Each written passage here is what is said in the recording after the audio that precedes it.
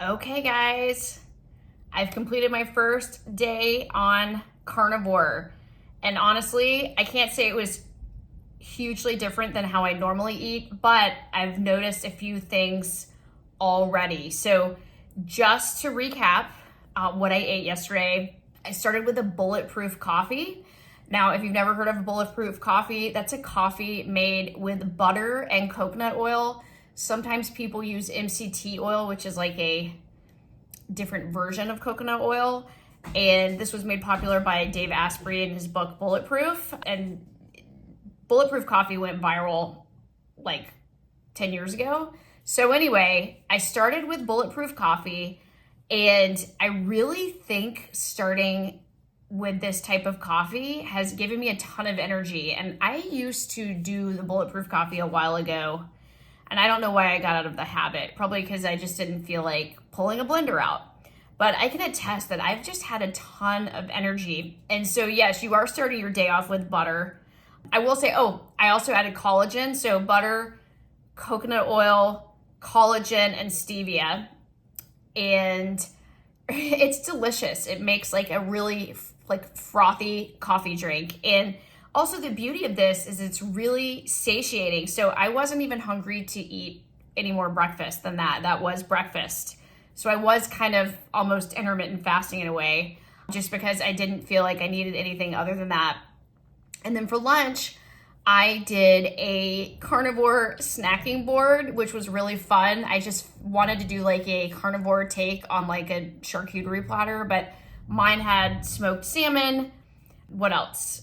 Cream cheese, manchego, and pork rinds. Pork rinds are like the star of the show. I think that the title of this episode should be Pork Rinds, Parasite Cleanses, and Pooping. So all topics I want to talk about. So yeah, the beauty of pork rinds is that they're low carb.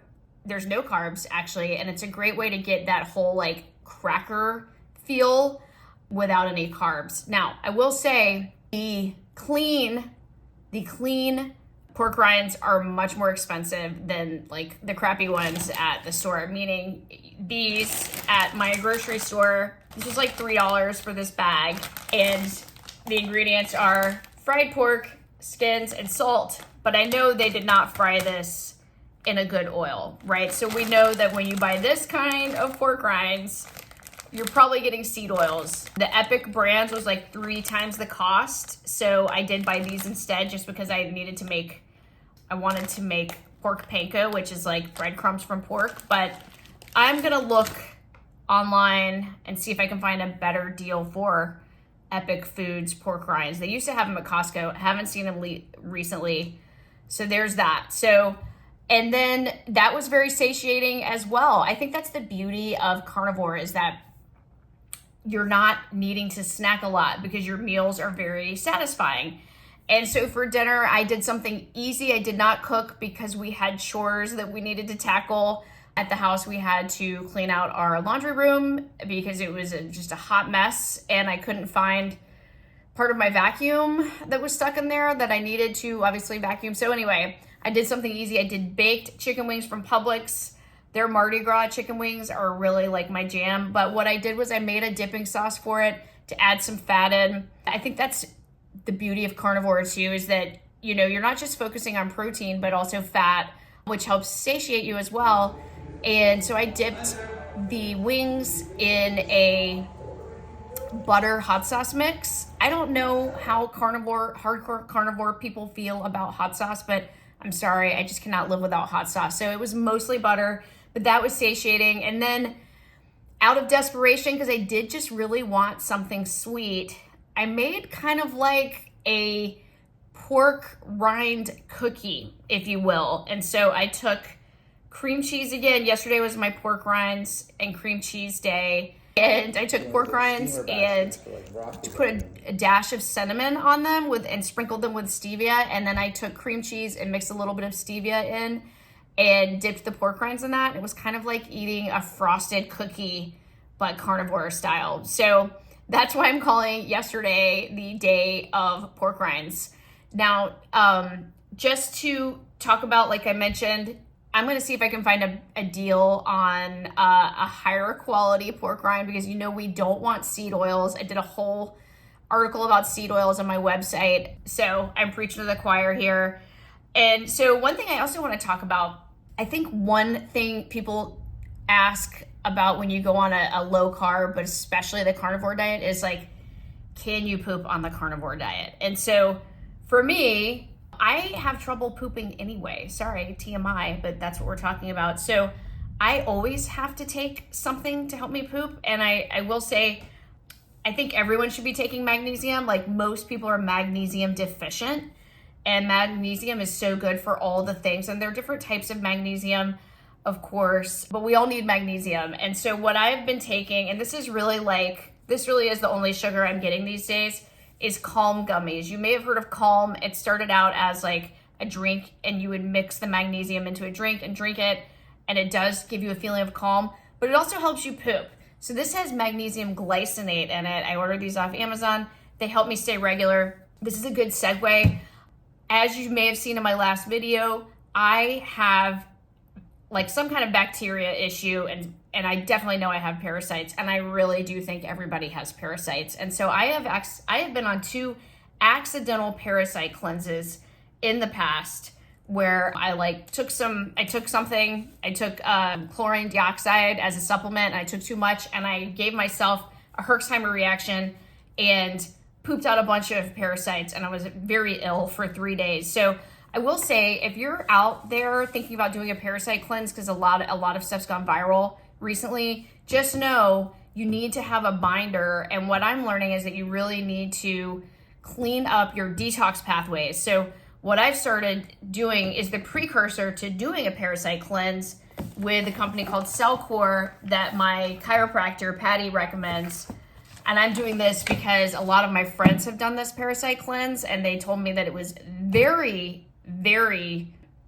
that it worked really well. Like, they were pooping a lot of parasites out, and I want to do that too. If you guys saw my previous video, I have some stuff going on, but I've also started bowel mover. So, if you're not pooping well before you start the carnivore diet, then, definitely those are the kind of supplements you may want to add, and definitely magnesium. The other supplements I might recommend, everyone you see on the carnivore diet, a lot of people do Redmond's Real Salt. I am really into French gray sea salt. This is my favorite. So Celtic sea salt is what this is.